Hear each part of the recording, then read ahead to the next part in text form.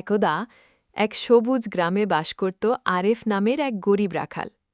প্রতিদিন সে গরু নিয়ে মাঠে যেত, আকাশের দিকে তাকিয়ে স্বপ্ন দেখত, যে স্বপ্ন শুধু তার হৃদয়ে জন্ম নিত, ভাষা পেত না কারো কাছে। একদিন হঠাৎ বর্ষার এক দুপুরে গরু চড়াতে সে পৌঁছায় রাজপ্রসাদের পাশেই চারণভূমিতে। সেখানেই তার দেখা হয় রাজকন্যা মায়ার সঙ্গে। রাজকন্যা ছিল যেন কোনো এক দূরের তারা, উজ্জ্বল অথচ একা। তাদের চোখে চোখ পড়ে, মুহূর্তেই জন্ম নেয় এক অদ্ভুত টান, এক নীরব অনুভব, যার নাম তখনও তারা জানত না। দিন যেতে থাকে, চোখে চোখ, চুপিসারি কিছু কথা, এইভাবেই দুজনের হৃদয়ে গড়ে ওঠে এক অনুচ্চারিত ভালোবাসা। কিন্তু সমাজ তো চুপ করে থাকে না।